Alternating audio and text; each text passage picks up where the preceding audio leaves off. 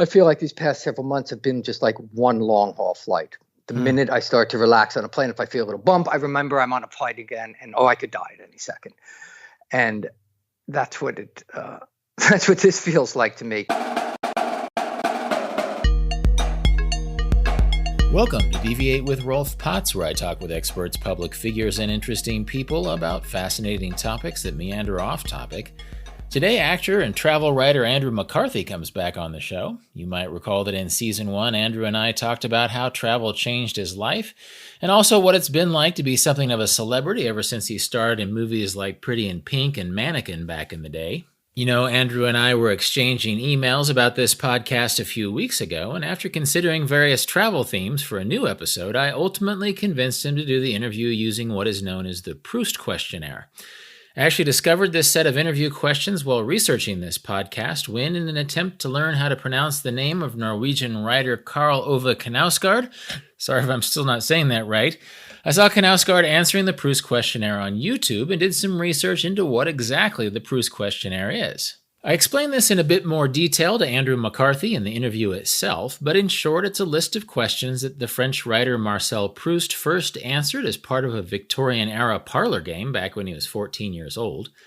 In more recent years, it's become a popular way to interview famous and notable people in a more timeless and universal way that isn't pegged to promoting a book or a movie. The late James Lipton of the American interview series Inside the Actors Studio called this list of questions, quote, a verbal Rorschach test that told the viewer more about the respondent than an entire hour of questioning, end quote. Now, I'm not sure that the conversation with Andrew McCarthy amounts to a Rorschach test, in part because I didn't ask all of the Proust questions, and I did manage to pose a lot of follow-up questions that aren't on the Proust Questionnaire. But it was fun to have a conversation with the guy who people have been formally interviewing since he was a teenager, and hence it ends up being kind of a meta interview that unpacks the idea of an interview even as we try to have one. I'll admit it's not a terribly smooth interview, at least on my part, but that was all part of the fun. In a way, this episode is very much in keeping with the premise of Deviate, since our conversation goes all over the place, from what life has been like for him ever since his TV work stopped back in March due to pandemic concerns, to what he regrets, to what he fears, to what he values in friendships, to when and why he lies, to, yes, what his favorite color is. We also talk about F. Scott Fitzgerald's novel, The Great Gatsby, as well as Andrew's inclusion in the quote-unquote Brat Pack of iconic young movie stars of the 1980s and the memoir he's writing about that time in his life. After we were done with the interview, Andrew actually emailed me a quote from Gatsby that resonates when he looks back on that time in his life. It's a quote describing the character Tom Buchanan as, quote, a national figure in a way, one of those men who reach such an acute limited excellence at 21 that everything afterward sours of anticlimax, end quote. Andrew told me that at a certain point in his own life, he thought that might be true of himself had travel, among other things, not saved him. Our conversation starts on a lighter note when we talk about Andrew's appearance in the Weekend at Bernie's meme that went around when North Korean dictator Kim Jong-un went missing back in April. Let's listen in. It's funny, I saw you in this Kim Jong-un meme that went around. I know. It's funny, that one. I love that one. Every time somebody is sick or pretends they're not sick when they are, or like that time that Hillary fell down and stuff they bring this one out and it works every time. I had no idea. I just saw it and it just cracked me up. It's like a Weekend at Bernie's picture with you and Kim Jong-un. Yeah. And I thought, I know that guy. This must be a part of just your yearly cycle whenever somebody... It is, exactly. Well, that sort of ties into what I was going to ask you at the meta level. Just, you were successful so early, you've been a public figure for a long time, so you must have a really old relationship with interviews, but at the same time, just based on your travel book, you don't really... You sort of cast yourself as a self-conscious, introverted person who might be less comfortable being glib in interviews. So what has your relationship to interviews been over the last 30 or 40 years? Jesus, you make me sound old there, dude. Well, it's changed certainly very much in that At first, I had no idea. I mean, it's funny because I'm actually just written and I'm editing before this conversation. I wrote a memoir of my Brat Pack days that will come out next year, and so I was just editing it, and I was going through it and looking at how I used to do interviews and stuff. And I mean, there's one interview that's on YouTube that I tried to watch, which was just terrifying, of the premiere Pretty in Pink, when I was completely drunk and terrified, and I could hardly form a sentence. Andrew, did you actually go to your high school prom? No. No? Why not? I couldn't get a date. I was so just traumatized. I had someone said, didn't you have media training and things? And it's like, no, we didn't do things like that back then. And I didn't know what a soundbite was. I didn't know how to make my answer in a concise sentence. And that hasn't changed, as you can hear. But, so at first I was very sort of traumatized by interviews and felt self-conscious and sort of felt like, why would you want to hear what I have to say? I just felt sort of ashamed. And then I got fairly polished at it in the sense of giving answers, and then I think at a certain point I stopped caring, and so then it became interesting because then I would just tell the truth, So it's changed over the years. So now I just sort of talk. Awesome. Do you have a favorite, like from your sort of peak self-conscious celebrity days before you transitioned into travel writing and stuff? Do you have a favorite interview where you felt like you really evoked something true? Because last time you talked with me for this podcast, you talked about you had these there I am moments where you sort of recognized yourself through travel or through writing. Yeah. Do you feel like you ever really evoked something really raw and honest in an interview, or was it always somewhat tied into performance? I don't think they usually don't go that deep anyway. The questions are not very probing, and they don't usually want that. They want something quick and clever and a sound bite and something that, is a provocative quote and headline and things. So that, was able to deliver satisfactorily those requirements sometimes, but they were not meaningful. Well, it's interesting that you mention, you use the phrase Brat Pack, because that's one of the most famous celebrity interview / profiles of the 80s that you were sort of associated with, even though you weren't there. And if my listeners don't understand, it was basically New York Magazine wanted to do an interview with Emilio Estevez, who was sort of being seen as the Orson Welles of his time. And or so we would have you think. Well, he was 23 years old and he was directing a movie, right? He had written a couple movies. It was actually I think he directed after this. I'm not sure. Right around that time, but that was an interview for St. Elmo's Fire coming out, which is why he was with the New York Magazine reporter and he had the idea to take him out drinking with him and Judd Nelson and Rob Lowe and what do you expect? Well, as I understand it, and maybe this is just Emilio's version of the story now, but he says that he didn't want to come off like a workaholic, sequestered person. So he called his friends, apparently Judd and Rob Lowe, and he sort of performed this version of what he was like socially for the St. Elmo's Fire movie that you were a part of. And then it just became its own thing. I mean, I think everybody who was in that, probably including you, and you were mentioned briefly, sort of hated it. But now it's like the shorthand for people who were important and young during that era. I mean, what's your relationship with that whole thing? Well, that's what it has been, is a relationship to that term. Because when it did come out, I was not involved. I mean, I'm disparaged in that by the boys in that thing, in that article. I actually read the article when I was writing this memoir, which I'd been afraid to look at the article in whatever 30 odd years. And I looked it up and read it again. And it's shocking how it bore no reality to what it became. Because it became this term to, like you say, lumped all these young, successful young actors who were in these certain movies, which I was in. St. Elmo's Fire and Pretty in Pink, I think, sealed my Brat Pack membership. But it was written as a very, pejorative, disparaging term when it came out, because it was like, these kids are fucking jerks. It's entitled little brats, and hence the title.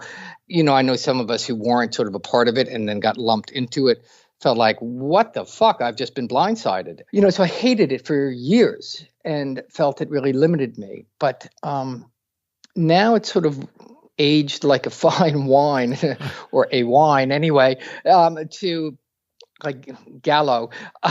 But it aged into this sort of iconic term of we affectionately look back on our youth on, and so people utter it in a different way than they spit it back then. I thought for years that it really limited me, but in a very real way, I think it sort of enhanced a profile of me that I wouldn't have had otherwise, because in that group, we were all greater than the sum of our parts in a certain way. Although none of it was real, in the sense that we never hung out together. I never once went out socially with any of those people. I haven't met many of my Brat Pack brethren, but it existed in the minds of people. And like I say, now people look back on it with sort of great wistful affection, I think. Well, if you ever want to start a podcast, Andrew, I feel like they're your co-conspirators. It would be interesting. I've never talked to any of the Brat Packers about what their feelings on it, because I just don't socialize with them and didn't know them. I lived in New York and I didn't really hang with them. I did movies with a couple, but it would be an interesting thing because it affected our lives so profoundly. Last time we talked for this podcast, you talked about how you got into directing at the same time as travel writing, and they both are very story oriented. And I think part of the train wreck of the Brat Pack interview is that the story it told was better than the truth. I'm subjecting you to the Proust Questionnaire, which we'll explain in a second. But I think part of what makes it interesting is that it's detached from any preconceived story of what it's supposed to be about. It dates back to the Victorian age when Proust was a kid, and they had what were called confession albums, which sort of the literate classes would pass around like high school yearbooks, and they had a set amount of questions, sort of getting to know you questions, but also dig a little deeper than small talk questions.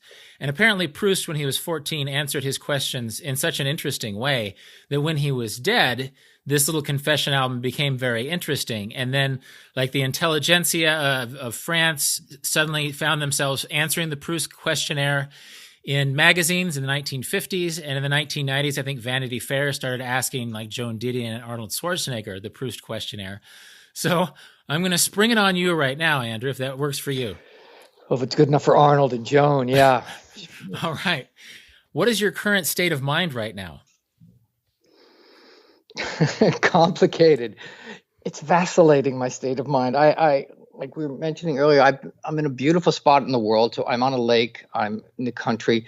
I can go kayaking in the morning and look at bald eagles. And so I feel extraordinarily grateful and peaceful at certain moments. And at other moments, I am swamped, like many of us, I think, just swamped with fear of what the fuck is going on and what will the future bring.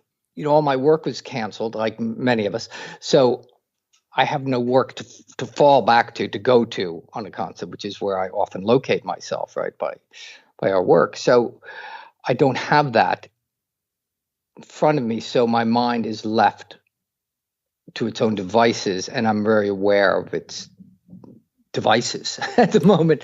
And so it's very active, and not always in a good way, not always in a bad way, some wonderful things. And you can really feel that it's sort of a pregnant time here too. Something's going to come out of this whole time period that'll be wondrous, and we just don't know it yet. And I think, which I'm sure we'll get to with some of the other questions, just fear just is such a dominant thing. And all the media just are very, very, very invested in keeping our fear level really high. To me, I can't read or watch anything anymore. The sole objective seems to be incite fear. If there's good news, turn it into bad news. We must keep the fear going. It seems like if I were a conspiracy person, I would think someone is trying to do something to us. Well, this leads to a couple of travel-related sub-questions, actually. The first one of which is that you wrote about fear a lot, and that has been tied to travel and your travel writing in the past. So is this a new kind of fear, or is it more of fear type thing? How is that? I mean, it's the old chestnut. Fear is fear, and it has many incarnations and iterations, and, fear masks as many things, often prudence and good judgment. And, I just think fear is fear. And I feel I'm a terrible flyer, which is sort of, not the best thing for a travel writer and someone who travels a lot. But I feel like these past several months have been just like one long haul flight. The minute I start to relax on a plane, if I feel a little bump, I remember I'm on a flight again, and I could die at any second. And that's what that's what this feels like to me a bit, and this is an obvious one because it exists. It's real. It's invisible. It's coming after you. It wants you. It's like, so, and I might give it to you, or that other person might give it. It feels having a field day right now. Are you keeping a journal? Because that feels like one way to, keep perspective in the present and then reflect on later. Yeah, I know that would be the wise thing to be doing, wouldn't it? No, I have not been. I've been keeping little headlines of things and that happen, so that if I were to write about this at some point, I have little touchstones along the way. But I haven't been able. I'm never been a journaler. I don't find it that. I don't find myself that interesting. It is how I started to travel write, by journaling, but because when I was traveling, I think I mentioned this to you last time we chatted. Someone suggested I write a journal because I used to travel extendedly alone, and I would get lonely and sort of lost on the road. And someone suggested I journal, which I tried, and I discovered I was a very poor journaler right away. But I started writing travel stories instead, which seemed to tap into that same inner thing that journaling was intended to do. So, but no, I have not been journaling for this. Yeah, it feels just like time is being bent and slowed down in ways that is comparable to travel. I mean, there's just so much newness and uncertainty that it feels like there's a lot of travel habits that can apply to the present moment. Time is just so weird right now. I mean, I remember something I did this morning. I was like, was that today? Jesus, that's like a week ago. But it's like a month of Sundays, except 2 months now of Sundays. And it's not great. It's strange to think about. It's funny. We were talking about fear. My eyes went down to the Proust questions, and one of them is fear. It says, "What is your greatest fear?" So, given the context of fear is everything we see on the news, fear and anxiety is something we feel every day. Is your greatest fear changed by the current pandemic concerns, or is your greatest fear something more universal? Both. My greatest fear, I fear dying in a plane crash, is interesting, but I also fear, and I've always feared more, I think, than that, is a sense of imprisonment. I always thought I've joked, look, I pay my taxes. I do not need to go to jail. I do not, I fear imprisonment. And I had the virus. And so when I was tested, then they said, okay, well, you're quarantined now. We will drive by your house every day and, check that you're there. You come to the window and wave to us. We'll call you when we're out front, which all seemed very kind of silly. But I was stuck in my house like we are, but waiting for that person to come every day to check in on me. The pressure of that was so disproportionate and so ridiculous, but so intense over me, that this fear of imprisonment and that I cannot move and I am being monitored. That I have that just terrified me. I also have a terror of rats, but that's something else. That's very 1984. Right. There's a lot of layers to all this. I didn't know you had it. Do you know where you got it? No idea. Huh. So you are you're upstate right now. You're not in the city where you usually are, and so I'm not sure where the answer to this question resides. But I'm curious to know from the Proust Questionnaire, what is your most treasured possession? It reminds me of your book, actually, your souvenir book. Oh. Because I don't really have, and it's very self-congratulatory to say I don't have possessions that I care about, But I was trying to think, there's nothing. I'm the possession I love my home that I have here in the country. So I suppose that's a possession, and I love that. I feel like it's a home. I've lived in New York for almost 40 years, and and it's my home, I guess, but I never feel home there, But I also have a scallop shell from when I walked the Camino de Santiago to bring it into the travel realm. And I still have it when I walked it 28 years ago. And it sits on my bookshelf. And it's one of the few sort of trinket souvenirs that I have of and I'd say if my house were on fire and I were running out, I would like to grab that. You know, it just represents something to me. And I can't believe I still have it. And I gave it to a friend of mine when he walked the Camino. I said, oh, here's my scalp shell. Carry this with you. And he gave it back to me when he came back, which I didn't know that I valued it so much till he gave it back to me. And then I was like, oh, my God, I can't believe I lent you this. Wow.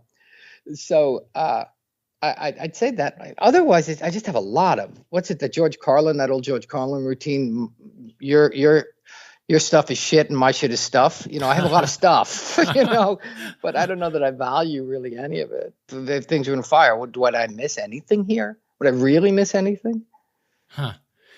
Yeah, actually, I might. Would you? Well, I might be in the same boat. It's like my house. I mean, it's technically a double wide. It's technically a modular home, but I love it. My house in Kansas. And if I could hitch it onto whatever wheels are left and drag it away, that's what I would save from the fire. I'm not sure if there's one thing in the house. So I don't know. That feels just like a more honest answer than any one single thing, is that there's an interrelationship with all these objects in life. Although it is interesting that you have a travel relic. That is something that came to mind. Oh, well, that just represents freedom to me, Yeah. and independence, and you can do. And that was something I was so frightened of doing, that it represents walking through fear. That just was, you know, it's got a lot of good bhav on it, as my yoga friends would say. Nice. One thing from the Proust Questionnaire that cracked me up is it has, what is your favorite color? It's such a little kid question. But what is your favorite color, Andrew? Do you have one? Blue or gray. And do you know why? Is it a sports team or just some sort of? No, it's just I look at that and I go, oh, I like that. You know, do you have to have whys for color? Isn't that one of the beautiful things about color, is that you can just go, I like that? Yeah. Like when I was a kid, it was red, and I couldn't have told you why. I just liked red, and then later it was sort of forest green because I like trees. You know, it's just, I don't know. I maybe the charm of that question on the Proust Questionnaire is that it's such an early predilection that maybe there is no explanation. It's just you like what you like, and that's it. Yeah, I like that. You know what I mean? It doesn't have any reason. It just is. Yeah. Well, what talent would you most like to have? I'd like to be able to draw, like pick up a pen and I can't draw a straight line. I draw with my kids when they're little. I draw stick men, and they go, oh, and they're like, that's as good as I can do. And I would love to be able to pick up a pen or, you know, crayon or something and just be able to draw, you know, to draw. I'd certainly like to be able to play the piano too, but that's not going to happen either. But yeah, I think I'd like to draw. Yeah. Do you speak any languages besides English? I speak terrible Spanish, but no, not well. Jesus, that's so beyond my even wishing for it. Yeah, to be able to be a linguist, that'd be great. Yeah, well, you mentioned piano, and it's like I was so lazy about piano when I was young. I was also lazy about learning foreign languages, and so my foreign language, that could be the talent I wish I had too. So. Oh, I want that one too. Yeah, I'll trade in drawing for that one. Right. Well, what about regrets? Do you have a greatest regret besides not being a better drawer and linguist? You know, most of my regrets are real estate related, but the answer is I regret I didn't stop drinking a few years before I did, because I did a lot of damage to myself, my spirit, and my career. But you know, so much of who I became came out of that wreckage that it's hard to. If I were to regret it too much, I would have not gained a lot of the stuff that I've gained. You know, that Greek phrase, the cracked vase lasts longest, kind of, I like so much. But I do regret, you know, I wish that I stopped drinking when I was 29. If I'd stopped drinking when I was 27, I would think the last couple of years were not pretty in any regard. So, and I knew I needed to stop. So it's not like it was something that caught me up by surprise. So it just took a while to do something about it in a real way. Did that keep you, going back to that phrase used in the last conversation, there I am, did that extra 2 years, for example, when you felt like maybe you were bottoming out, my phrase, not yours, did you feel like you had ceased to see yourself in yourself? But yeah, sure. When you're that swamped in the mire of alcohol and self, you're so into self, you can't see yourself at all. And, that was certainly my case. And it was, you know, and then the behavior is just lying and selfish and all those kind of things that is just, you know, and physically I was not luckily, I was so physically wrecked by it, I couldn't go on. Had physically I'd been strong enough, like some of these oxes that go on forever, I would have, I suppose. But luckily, physically, I gave out. As an aside to this, what's your real estate question? Is it like buying property in the Lower East Side? No, I had an apartment in London. I had a flat in London that I sold. I wished I didn't. And I used to have I rented a home in Hawaii from a woman. And when she died, her children went to sell it. And had I scraped together all my pennies at that time, I could have bought it. And I always said, I can't believe I let that go. Somewhat tied in, maybe. When do you lie? This is a complicated question because I can lie about anything, or I can actively not lie about anything. I don't know. Maybe I'm just evasive on this. I've tried to. I can lie about little. I used to lie a lot more. That's for sure. I'm able to lie less than I could. I don't know that I overtly lie as much as I will, and hopefully again less, but soften corners. And I will soften corners when I think it will, when I think it'll make my life easier or not hurt you, but that's my justification probably, but it's really to make my life easier, to avoid conflict. I suppose I lie. Like here, I didn't tell a couple people that I was positive for the virus who I had seen, and I'm not sure when I got the virus or when, so I didn't tell them. I just disappeared. And they turned out to be fine. It was a non-issue, but I chose to lie by omission to not do that. And I'm not sure why I did that even. Did I think they would be angry at me? But it often, whenever I do lie like that or lie by omission, which is often more of the lie, it always takes me back to the same feelings I had when I was drinking, because when you're drinking, you're nothing but a liar, Because all you're doing is lying to yourself and to people around you to cover up your drinking. So it brought me right back emotionally to that. And I was like, oh God, I don't miss this feeling at all. Well, you're an actor and a writer and a director, which is Emilio, that I'm a little bit less familiar with, but they're all they deal with the fictive world in a sense. I mean, you wrote a young adult novel, Just Fly Away. And then you've inhabited characters that are not you. Would you categorize that as sort of constructive lying, acting and making up stories? No, I think it's the opposite, isn't it? Because really you're just trying to illuminate some kind of, within the risk of sounding terribly, you're trying to illuminate some kind of truth, aren't you? And you just have the guise of, you have a freebie, you're able to do it under the guise of that it's somebody else, but you're getting to reveal a deeper truth about yourself, and then hopefully a truth that you identify with. So it's a truth about human nature, so that you can nod and identify and go, oh, that's really good. He's really good in that, because he's identified, he meaning I or whoever, has identified that truth that you can relate to, and so you feel less alone in the world, which is why then suddenly you like that performance. So I think I hope that good acting, whenever I see good acting, I don't think people are lying. I don't think they're pretending to be somebody else. They know they're not somebody else. I think they're just revealing hopefully a deeper emotional truth that they might not if they were just being themselves. Is that artistic truth interrelated, you think, or is it a different category of truth when you're writing a story versus when you're... It's the same thing. I think it's the same thing, right? Okay. I mean, and I'll also say things on the page that I wouldn't say in person. And even when I'm writing memoir, right? Like I'm writing this thing about the Brat Pack, and I'll talk candidly about something on the page. It's like, oh, Jesus, I just said that. But it's like, again, if you're asking someone for their time, you have to go there with it. You know what I mean? You have to really... It's an intimate relationship, and you have to be intimate to have an intimate relationship. But I do find it's odd. I do find it often easier to write something revealing than to share it. Do you? Yes. I mean, the danger with writing something is its permanence, right? Yeah, right. But then it loses its power over you. The minute you write, you release it, you realize, oh, that wasn't such a big thing. It's like lying, like we were talking, you lie and then you come clean on, you go, oh, that wasn't that big a deal. And once it's released from you and it's out there permanent, it ceases to hold power over you. And that's great, because don't we want freedom all the time? Isn't that what us travelers want all the time, is just endless freedom? So Yeah, actually, I was just reading Mary Karr's Art of Memoir, and she was talking Oh, about. it's good, that, isn't it? It's really good. Yeah. She was talking about sort of trying to be this waspy, literate person in her first attempts at memoir when she was sort of a rough around the edges Southern girl, and it was such a relief to just say true things about her mom. Even if they sort of made her mom seem shitty.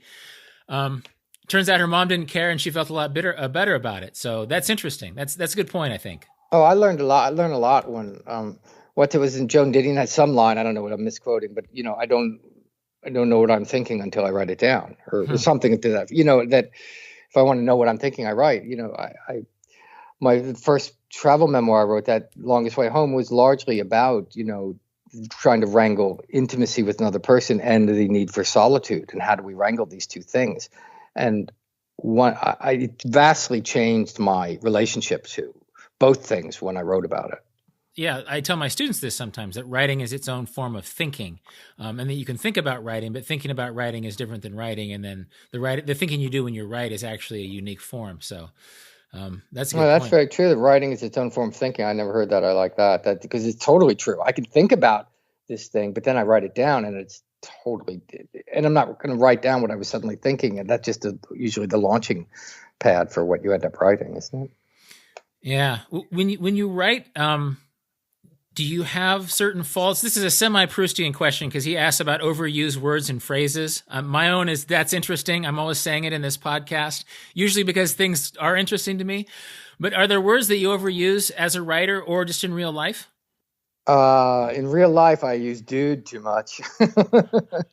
And I say dude too much simply because I don't remember people's names often. And dude can have many actual connotations. And maybe because I like The Big Lebowski. But I think dude's a good word, but I certainly overuse it. And I'm much too old to be using dude now. When you're young, it's okay. And then I suppose my children, I say to them, or I used to, I've given up because they told me I said it too much, is I need your cooperation here. Oh, that's a great dad phrase. Yeah, right. It's such a dad phrase. Yeah, and now it's like, because I never get any cooperation from my kids, so it's hopeless and pointless, and it just became an expression of frustration. I didn't know you were a Lebowski fan, by the way. I mean, who isn't? And is there anybody that you would respect that isn't a Lebowski fan? Well, I'm tempted to ask you questions about Lebowski because I love that movie so much, but that would be another hour. It would be its own podcast. So I'll save that for another podcast. But it's such a delightful movie. Yeah. Oh my God. It's so good. Yeah. It's so good.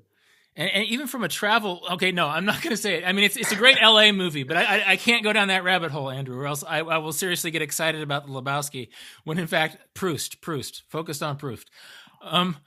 What is one thing you would change about yourself? I have a tendency to reside in stress that is not helpful to anyone in my life, primarily me or my loved ones. And I think it's an active thing when it's just stupid, because it closes off room for anything that's useful or expansive.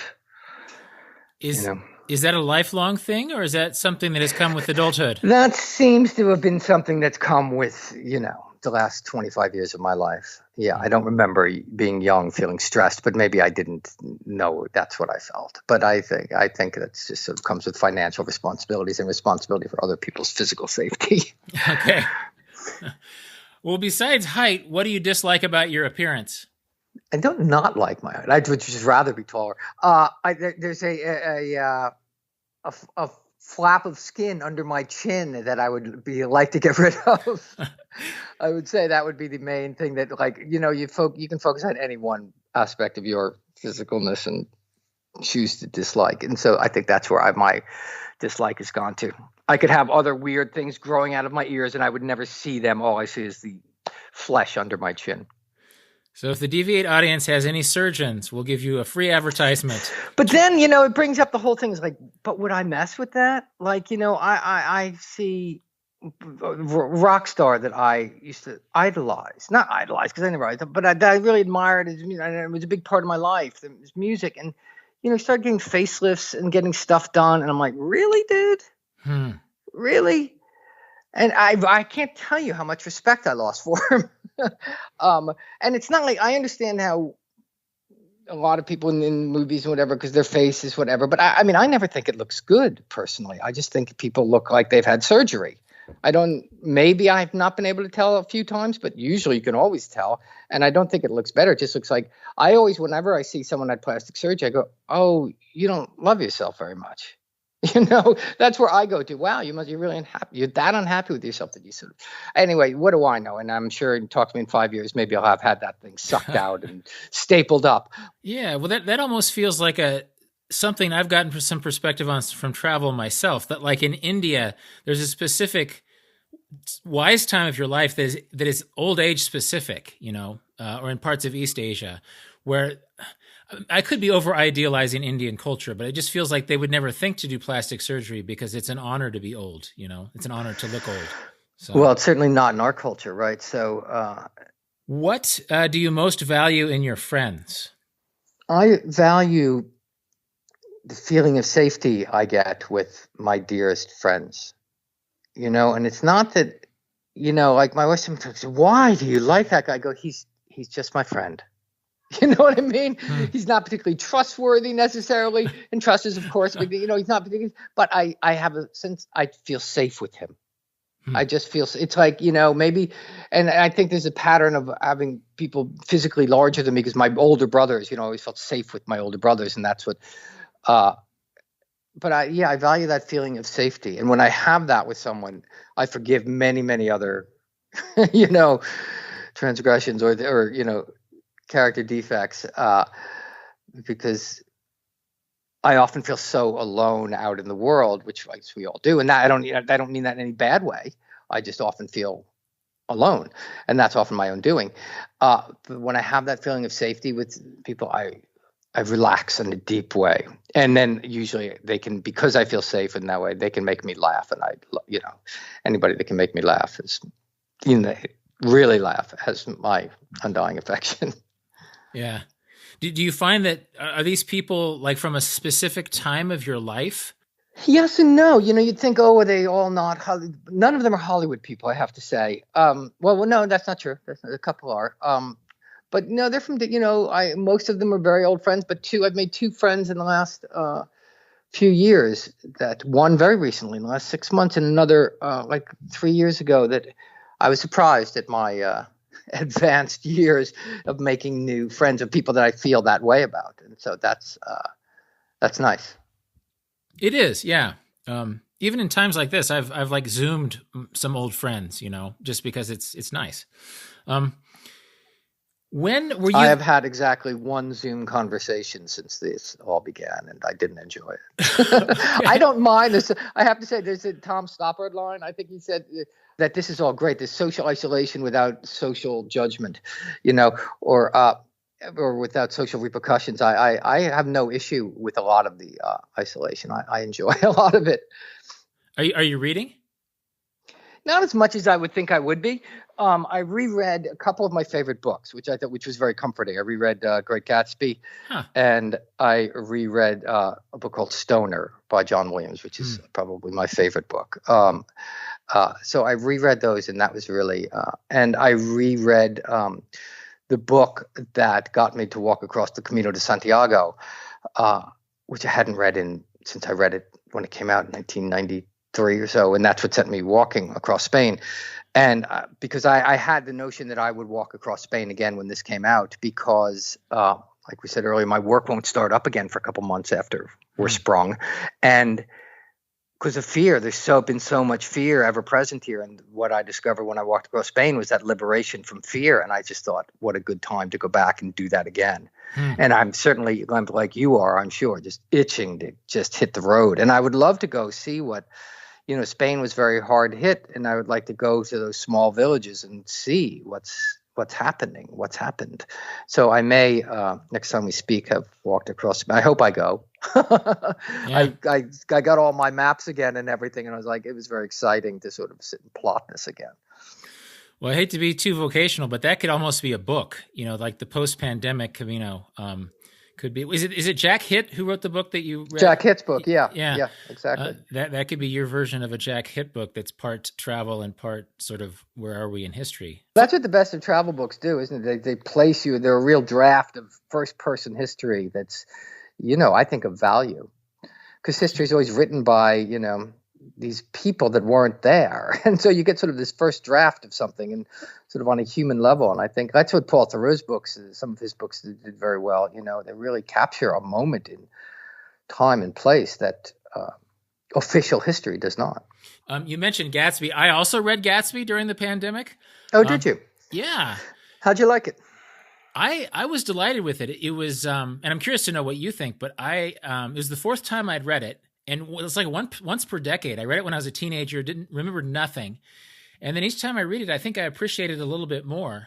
I think because it's such an age-specific book where the narrator is sort of mourning turning 30, and now I'm not even close to 30, I'm on the other side of 30 by a long ways. And it just actually, it's going to be a podcast episode. I got some of my high school friends together because it's such an iconic high school book. And we talked about Gatsby and just sort of how we reacted to it. But it's just like the beautiful way he describes the women in some of the scenes. And then the way he describes those parties just feel like you're there, even though they're clearly sort of depressing parties. I don't know. What did you make of it? Well, much the same of what you made. I thought it was, I've read it 4 or 5 times. Probably once a decade. Being older than you, I can add a decade, add a read. I find it better every time I read it. I marvel at how someone so young as he was when he wrote it, he was like in the late 20s when he wrote it, I think, and could be so wise, and he could just, some of the sentences, I would just stop and go, I'd be reading it in bed more, I would go, listen to this sentence. Oh, totally. And I mean, there was just like, oh my God. And the insights and the sort of between thoughts that he would, anyway, I found it beautiful. And what was really interesting is I didn't like a single character in the book this time. I didn't like anybody. Yeah. I thought they were all selfish and feckless and, too casual with the preciousness of their lives. And yet I loved it. It's a good book. It is. And there's something very precise that he can do a minor character. He can write it in half a page and and they're just right there. You get them, so it's amazing. I mean, he wrote something about talking about Tom Buchanan, and he was writing. It really struck me about my own success of my youth. When you were talking about the Brat Pack, I can't remember that because it's so beautifully captured. But talk about he was a man who had a certain kind of success at a young age that you never recover from. Well, you talk about in your own book, in your travel book, you talk about that. That's one of the questions, right? And so, have you recovered from your youthful success, or is that still a texture in your life? Well, I don't know that. Yeah, I don't know that something yes, is a simple answer, but it's certainly I am who I am because of an outgrowth of what happened to me when I was young. Had I not been successful in the way that I was successful, and through all the Brat Pack and all that, when I was young, I would not be who I am now. I can't even fathom what my life would be like had that not happened to me. But it's, you know what I mean? You're going one way, something happens, and now you're going in this direction. And so I am an outgrowth of everything that happened from that. Yeah. And that's that's not a good or bad thing. That's just like all of us are, but that was such a sort of public thing and profound thing in my life and I was not particularly equipped to have that happen. I'm certainly an outgrowth of it, certainly, and I ran from it for years, and then I sort of hopefully turned around and embraced it and incorporated it, and now it's just part of it's the stew. Well, this is almost a tip-in for the next Proust question, which is, when were you the happiest? That's a tough one, isn't it? I remember the 2 happiest days, I can point to the 3 happiest days of my life. Both my marriages, I have to say, were extraordinarily happy days because I was so surprised that I was able to be emotionally as present as I was and to let myself share love and receive it. Which is not something I would be that adept at doing in public. So for those reasons, and more appealing probably to the traveler and you, there was a day when I was in Angkor Wat this is in the early 90s when I was in Siem Reap, and Angkor Wat was just out in the woods somewhere. No one went there. Siem Reap was just a little backwater village. There were no hotels there. And anyway, I discovered Angkor Wat almost by accident. I borrowed this kid's bike. I gave him $1 for the day, and he gave me his bike and told me about these places out in the woods, these temples and things. So I went there and discovered that Angkor Wat on sort of sense of discovery there, and then came back in and had an extraordinary meal and met a girl and had a great night. And it was just like, oh my God, I'm so happy right now. It was just such a wildly successful sort of day of discovery and freedom and titillating fear and stuff, because I had no idea what I would discover and what I was doing, and I just trusted that I would be okay. And so I look back on that as a sort of a pure happiest day of my life. When was I happiest? And, I think Paul Theroux has a line where he talks about he's always had the ability to know when he's happy. That's not an ability I've always had. And so I've tried to cultivate it in the last number of years. But in hindsight, we're often happy in hindsight and go, oh, that was a great time. And then we forget all the anxieties and things that happened during that time. In your quarantine state, do you have a method for seeking happiness? I need to be physical. I first have to sort of burn off the, you wake up and some days are worse than others, but you wake up and it's like fear is at the end of the bed and goes, oh, good morning. I'm glad you're awake. I've been waiting for you. I got a lot I want to talk about. And it's like, I need to go get physical. I go for a kayak ride, or I go walk. There's a golf course right by me. I just go walk the golf course and just get into my body. I find walking, ever since the Camino, I find walking a really, that great line, it is solved by walking. I find walking to be a really way to just walk myself into myself. And suddenly my attitude changes and fear abates, and then possibility rises, and you're like, okay, here I am. This has been Deviate with Rolf Potts, which, as always, is sponsored by AirTrex, which creates multi-stop and round-the-world flight itineraries for vagabonding journeys. More about their flight planning tools at airtrex.com. This episode is also brought to you by Tortuga, who makes backpacks and backpack accessories for people taking long-term journeys. Go to rolfpotts.com/Tortuga to get 10% off if you order one of their travel packs online. More about both of those sponsors, as well as everything that was just mentioned in this episode, can be found in the show notes at rolfpotts.com/deviate. And as always, you can contact me with insights or questions at deviate@rolfpotts.com. This episode was produced by Justin Glow. Cedar Van Tassel does the theme music. Jan Futterman does the show notes. Thanks for listening, and I hope you tune in for future episodes of Deviate with Rolf Potts.